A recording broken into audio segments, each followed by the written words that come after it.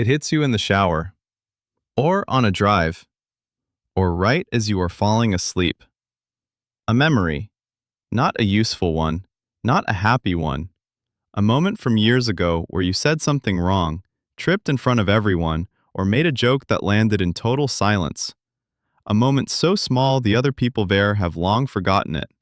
But your brain?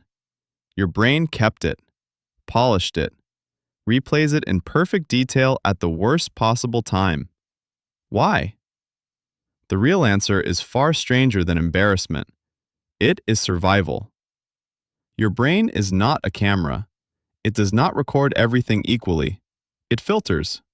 It decides what matters and what gets discarded. And the filter it uses is not importance. It is not joy. It is threat. Neuroscientist Antonio Damasio spent decades studying how emotion and memory are connected. What he found changed how scientists think about the brain. Emotion is not a side effect of memory. It is the mechanism. The stronger the emotional charge attached to a moment, the deeper it gets burned into your neural architecture. And nothing carries a stronger emotional charge than the feeling of social rejection. Think about what your brain actually is. It is not a thinking machine that happens to have feelings. It is a social survival machine that learned to think. For hundreds of thousands of years, your ancestors lived in small groups of around 150 people. Being accepted by that group was not a preference. It was the difference between life and death. Exile meant starvation. Rejection meant you faced predators alone. Your brain never forgot that. So when you tripped in the hallway in front of everyone at age 14, your amygdala did not process that as a minor social inconvenience.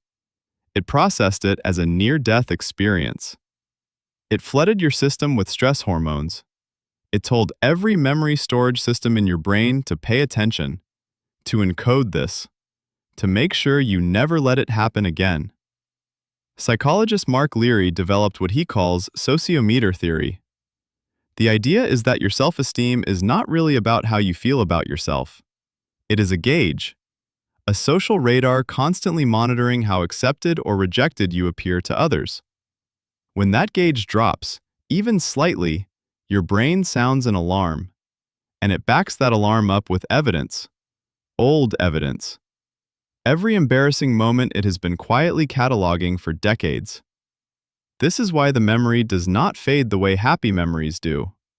Happy memories are pleasant, but they carry no warning. Your brain does not need to rehearse them. Embarrassing memories are different. Your brain keeps them active because it believes, on some ancient level, that rehearsing them will help you avoid the same mistake. It is trying to protect you. The problem is, the world you live in now is nothing like the world your brain was built for. You are not in a tribe of 150 people. The person who watched you stumble over your words in a meeting in 2008 does not even work at that company anymore. But your brain does not know that. It was built for a world where every single person who saw you fail was someone you would have to face again tomorrow, and the day after that, and every day for the rest of your life. Researcher Ethan Kross at the University of Michigan found something remarkable. When people relive socially painful memories, the same brain regions activate as when they experience physical pain. Your brain does not distinguish between the memory of embarrassment and the embarrassment itself. To your neurons, it is happening right now, every time. That is why distraction does not always work.